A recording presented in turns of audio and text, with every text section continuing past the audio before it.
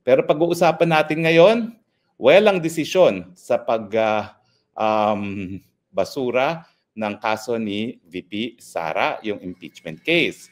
Now, inaasahan naman natin talaga na magpa-file ng motion for reconsideration ang mga partido ng Kamara de Representante dahil ang nabasura ay ang kanilang impeachment complaint.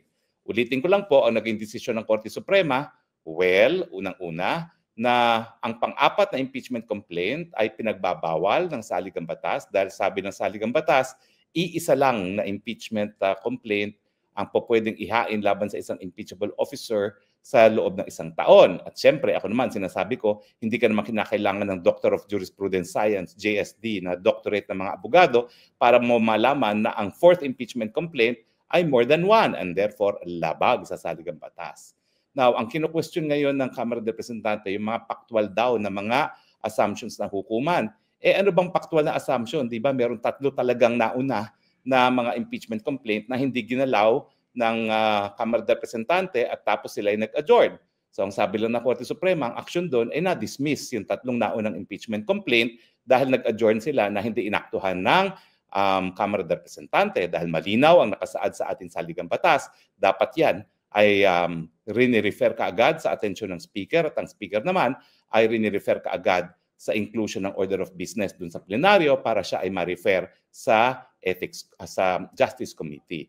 At naririyan din yung karapatan ng lahat ng mga nahahaian ng impeachment complaint na sila ay mapagbigyan ng pagkakataon na sumagot. Kaya nga ang proseso dadaan muna sa Committee on Justice bago siya pagbotohan sa plenaryo dahil sa Committee on Justice doon siya po pwedeng marinig yung due process rights ng mga opisyalis na nais ma-impeach. So ngayon, hindi ko pa nakikita yung motion for reconsideration ng Kamara de Representante. Bagamat, sabi nga nila, factual naman yung kanilang i-argue, no?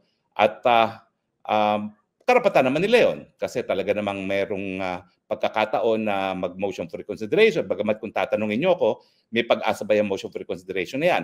Sa tingin ko, wala. Unang-una, ang sabi ng Korte Suprema, ito ay immediately executory. Hindi na po pwedeng antayin ng finality dahil ito ay dapat masunod na ng Kongreso. So kapag sinabi ng hukuman na immediately executory, medyo malabo na bumaliktad pa ang hukuman. Pangalawa, unanimous decision.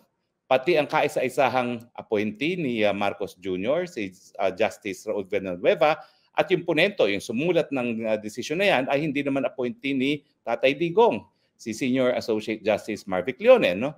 Yan ay appointee ni Noynoy Aquino. So sa tingin ko, malabo talaga na mabaliktad yung desisyon on the merits kasi unanimous at pati yung mga appointee ni Marcos Jr. at ni Noynoy Aquino ay sumang-ayon. In fact, binabato ngayon ng putik itong si Senior Associate Justice Marvic Leone na aking kasama sa UP ng mga aktivista at mga taga-UP dahil bakit daw sumulat ng desisyon na pabor kay VP Sara.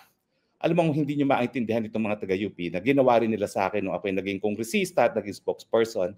Kapag ikaw ay tumanggap ng isang katungkulan sa gobyerno, kinakailangan gawin mo yung sinumpaang katungkulan mo. Si Marvic Leone, bagamat aktivista yan, nung siya ay nagtuturo at dekano ng UP College of Law, hindi naman siya po pwedeng maging aktivista sa hukuman. Ang kanyang katungkulan ay itaguyod ang kataas-taasang saligang batas ng Pilipinas at yan naman ginawa ng Korte Suprema dahil yan talaga ang katungkulan ng Korte Suprema, itaguyod ang supremacy ng ating saligang batas. At dahil dyan, kung ang desisyon ni Marvic Leone ay taliwas sa mga kagustuhan ng mga aktivista, intindihin niyo na lang mga aktivista, may papel kayo. Ang papel ninyo ay para pag-usapan ng mga issues sa lipunan, pero ang papel naman ng mga maestrado ay magdesisyon sang-ayon sa saligang batas. At kung ang desisyon nila ay salungat sa inyong advokasya, dapat matanggap naman yan at wag nang burahin. Kasi ako, gaya ng ako'y completely na-erase na ng mga aktivista sa UP, abay gustong gawin uli yan ng mga aktivista kay Senior Associate Justice Marvic Leone. Well, gaya ko, kilala ko rin naman yan si Senior Justice Marvic Leone, wala rin mang pakialam yan. No? Wala namang insecurity yan sa kanyang pagkatao. So tatanggapin niya lahat ng mga pula. No? Pero siya naman nagsalita sa kanyang desisyon at yung pagkaganda-ganda namang desisyon niya, sino naman magsasabi na mali yung desisyon na yun? No? At sino magsasabi na hindi marunong magdesisyon itong si Senior Associate Justice Marvic Leone? Alam nyo, nung kami po ay nagkakasama sa UP College of Law, hindi kami magkakampo niyan, si Senior Justice Marvic Leonen.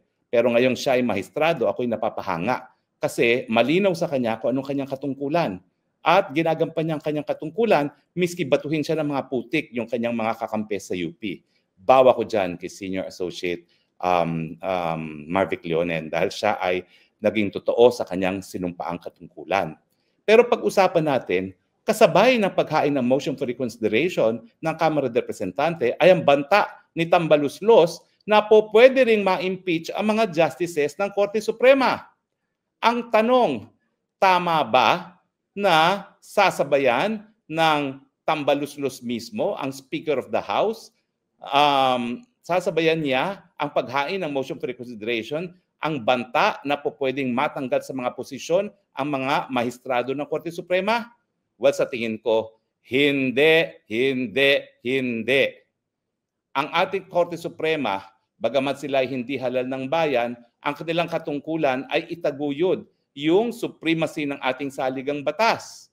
At bagamat makapangyarihan ng House Speaker at ang 300 plus members ng House of Representatives dahil sila ang nag-i-initiate ng impeachment complaint, sinabi nga ng Korte Suprema dito sa desisyon ng Duterte versus sa House of Representatives na bagamat ito isang political na proseso, ito'y dapat gawin sa konteksto rin ng ating saligang batas. At sa tingin ko, itong pagbabanta sa Korte Suprema para mabago ang kanilang desisyon ay anong tawag dyan? Isang malaking pagtataksil sa ating saligang batas dahil hindi naman sinabi ng saligang batas na yung co-equal branch of government na House of Representatives ay gagamitin yung mga kapangyarihan niya para lamang magkaroon ng desisyon na gusto nilang manggaling sa Korte Suprema. Huwag naman gamitin ang kapangyarihan ng Kamara de Representante na mag-initiate ng impeachment complaints para ibuli ang mga justices. Alam nyo, sa totoo lang, kaya lang talaga co-equal branch of government ng ating Korte Suprema, hindi dahil kapareho sila ng resources, pinakamaliit ang budget ng hudikatura, wala pa atang 3% of the national budget ang binibigay na budget sa buong hudikatura at kasama na yan yung sweldo ng lahat ng mga judges all over the country at yung kanilang mga court personnel. Hindi rin yan dahil siya ay merong national police, wala siyang national police, siya ay umaasa pa rin sa PNP para ipatupad ang kanyang mga desisyon. PNP naman ay sumusunod sa Chief PNP na nasa ilalim ng Office of the President. Wala siyang kapangyarihan sa budget dahil siya ay humihingi rin ng budget sa Kongreso, bagamat meron siyang tinatawag na fiscal autonomy na hindi po pwedeng ipagkait sa kanya yung hinihingi niyang budget para nga magarantiya ang kanyang independensya.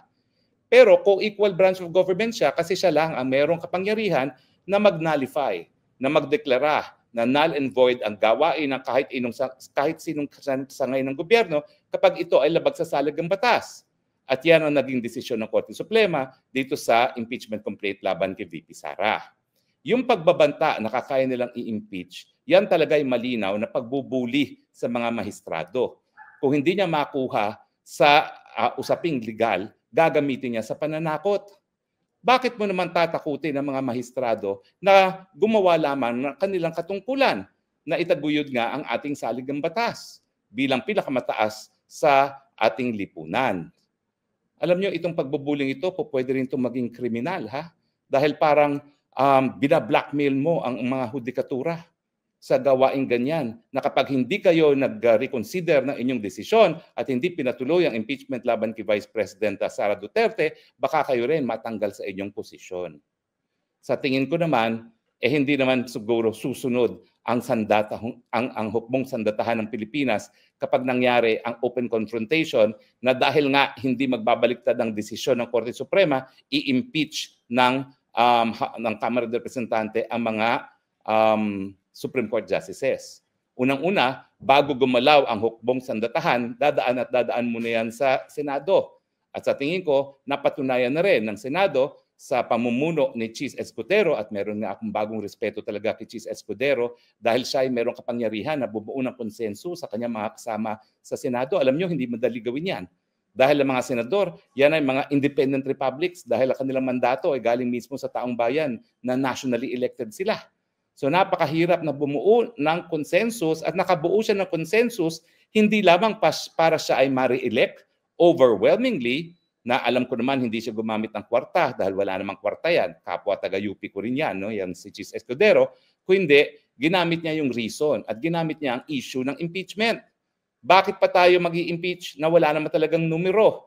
Bakit pa tayo mag-aaksaya ng panahon? Bakit pa natin itutuloy ang political na proseso na nais mapatuloy ng mga kalaban ng mga Duterte, gayong salungat naman ito sa saligang batas? Di ba? Vindicated si Senate President Escudero, si Senator Alan Peter Cayetano nung sinabi nila na parang labag talaga sa saligang batas yung paghahain ng articles of impeachment na sang-ayon sa pang-apat na impeachment complaint. So tingin ko, bagamat nananakot itong Kamara de Representante na hindi dapat gawin dahil ang mga maestrado naman ay sila nga pinakamahina na sangay ng gobyerno sa ating saligang batas, na ang kanilang lakas lamang ay yung kapangyarihan na ideklara na ang gawain ng lehislatura o ng ehekutibo na null and void dahil ito ilabag sa saligang batas. At kapag ginawa ng Korte Suprema ang ganyang kapangyarihan niya, hindi dapat binubuli. Yan ay dapat rinirespeto. But the point being, takutin nyo man ng impeachment ang mga maestrado sa Korte Suprema, narariyan pa rin unang-una ang Korte Suprema. Kung mali na naman ang proseso na gagawin ng Kamara de Representante at nandiyan pa rin ang Senado. Dahil ang Senado naman ang siyang uupo bilang mahistrado, no, para malaman kung talagang dapat bang matanggal sila. At anong gusto nilang gawin? Tanggalin ang lahat ng bumoto doon pabor sa desisyon na yan? Eh di walang matitira kung hindi yung isa na abstain at saka yung isa na nakabakasyon. So, dalawa lang ang matitira. Yan ba ang gusto mangyari ni Tambaluslos? Baka naman nakikipagsabuatan sila kay Presidente para maka-appoint ng 13 justices muli ang Marcos Jr. Pero sa tingin ko, pag yan ang nangyari, ay naku, magigising na hukbong sandatahan. Na ngayon ay natutulog sa pansitan dahil sila ay matataas ang sweldo at ayaw mawala ang kanilang mga pensyon. Kaya nagbubulag-bulagan, nagbibigibingihan, lalong-lalo na sa tawag ng panahon at doon sa nakasaad sa saligang batas na talagang sila ang protektor ng taong bayan. Dahil sa tingin ko, sapat-sapat ng dahilan para ang hukbong sandatahan ay gawin at gampanin ang kanilang katungkulan na protektahan ang sambayanan. So ang tingin ko, kapag nagpilit ang Kamara de Representante, pag binuli ang Korte Suprema para gumawa ng desisyon na sang-ayon sa kagustuhan nila at ipagpatuloy ang impeachment complaint ni Inday Sara, dyan na po magsasalita, hindi lang po mga senador, dyan po magsasalita pati ang hukbong sandatahan at ang sambayanang Pilipino. Ang akala kasi ng mga dilawan, palibasa ang ingay-ingay nila, may suporta na sila galing sa taong bayan. Wala po. Kaya nga po, mahal na mahal pa rin ng taong bayan si Tatay Digong. Hindi nyo ba napapansin yan? Kahit lahat ng mainstream media, kahit ang daming mga trolls sa internet, mahal pa rin ng taong bayan si Tatay Digong. Yan po ay nagpapatunay na kahit kano kayong kaingay, hindi po kayo mayorya ng taong bayan. Ang mayorya ng taong bayan ay hirap na makakain 3 beses isang araw. Yung latest survey na naman po, 1 sa 2 Pilipino nagugutom. 50% ng ating taong bayan, 49 to be more exact, ayon sa SWS, ang nagugutom. Sa tingin ninyo, papakailaman ng taong bayan yung mga issue na sinasabi ninyo na dapat ma-impeach sa Inday Sara? Bakit? Pag na-impeach ba sa Inday Sara, mababawasan ang hanay ng mga nagugutom? Aber, sabihin nyo nga, pag na-impeach ba sa Inday Sara, magkakaroon ng mas maraming trabaho? Magkakaroon ba ng mas mataas na sweldo ang ating mga manggagawa? Hindi po. Ang problema pa rin ay yung sakit ng tiyan dahil sa kagutuman. At yan ang dapat binibigyan ng solusyon ng Kamara de Representante ni Tambaluslos bilang speaker at ng Kongreso bilang isang institusyon, dahil ang Kongreso po, ang kanilang kapangyarihan talaga ay para gumawa ng mga polisiya na nagbibigay solusyon sa problema ng taong bayan at hindi ginagamit ang proseso ng impeachment para sandata laban sa mga kalaban. So malinaw po sa ating saligang batas, Hindi po ninais ng taong bayan na nagbigay bisa sa saligang batas na gagamitin ng Kongreso ang kanyang kapangyarihan para magsimula ng impeachment para takutin ang mga mahistrado. Yan po ay nakareserba para panagutin yung mga pinakamatataas na opisyales kapag sila ay lumabag sa batas, pag sila ay nagkaroon ng pagtataksil sa kanilang sinumpaang katungkulan, at kapag sila ay naging korap. Hindi po yan para gamitin na sandata para mapasunod sa inyo ang mga mahistrado. Huwag po natin kalimutan hindi naman mayorya rin ng mga kongresista ay mga abogado. Hindi po. Minoryang mga abogado dyan sa Kongreso ngayon. Karamihan po talaga dyan, kontratista. Kontratista na lumalamo ng taong bayan sa pamamagitan ng mga infrastructure projects. Lalong-lalo na yung paborito nilang flood control projects. So ano naman ang alam nyo sa batas? Puro naman kayo kurakot lang ng kurakot. Bakit sa tingin nyo, mas magaling pa kayo sa mga mahistrado ng buong buhay naman nila ay linaan na sa batas? O yung aking classmate na si Raul Villanueva, nagsimula po yan west ng Regional Trial Court hanggang naging Deputy Court Administrator, naging Court Administrator. Buong buhay niya, siya'y talagang nabuhay na kasamang batas. Bagamat kami naman sa buong klase, halos lahat naman kami talaga nabuhay na kasamang batas bilang aming propesyon. Kami siguro po, we can be proud na talagang lahat kami halos ay nag-practice ng batas, no? At lahat naman kami nakilala dahil sa aming pagpapractice ng batas. Yan po ay batch 1990C ng UP College of Law, no? And of course, our pride now is Associate Justice Raul Villanueva.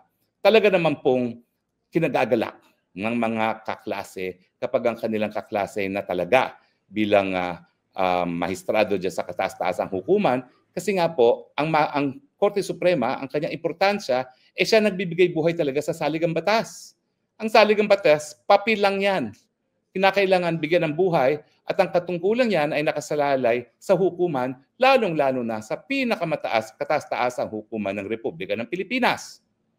Kaya nga po, nakakalungkot na isang supposed democratic society, ang ating mga mambabatas na mga policy makers ay ginagamit ang kanilang kapangyarihan para magsimula ng impeachment para takutin at ibuli ang mga justices na gumawa ng isang desisyon na sang-ayon sa kanilang kagustuhan. It does not work that way. Okay? The Constitution was written to benefit all the Filipinos, hindi lang yung mga korap na mga congressman dyan sa Kongreso. Kaya kung ako sa kanila, maghain sila ng motion for reconsideration. Kung hindi naman talaga mapagbigyan, tanggapin na mali ang proseso na sinunod nila. Kasi nga, uulitin ko, ano ba yung mahirap na maintindihan na isang impeachment complaint lamang ang pwedeng ihain laban sa mga impeachable officers kada taon? At ba naman ang hirap doon sa tatanggapin na ang pang-apat na impeachment complaint ay labag doon sa rule na isang impeachment proceeding lang ang pwedeng ihain laban sa isang impeachable officer kada isang taon. Ang kanyang ang remedyo niya diyan, antayin niya yung sinasabi ng Pebrero 2026 para maghain na naman ng panibagong impeachment complaint. Pero alam ni Tambaluslos na kapag nag-antay pa ng ganung panahon, hindi naman lahat yan, hindi naman talaga yan madidinig na ng 2026. Siguro pagkatapos na ng opening of Congress uli sa July of 2026, mahihir yan at matatry. At ang trial na yan ay aabot na ng 2027 na bispiras na ng 2028 elections. At ang pwedeng mangyari dyan ay lalo pang maawa ang taong bayan kay Inday Sara Duterte. Baka lalo pang lumakas bilang kandidato as president. Lalong-lalo na, wag naman sana mangyari, knocking on wood, kung may mangyari kay Tatay Digong habang siya ay nakakulong sa kulungan.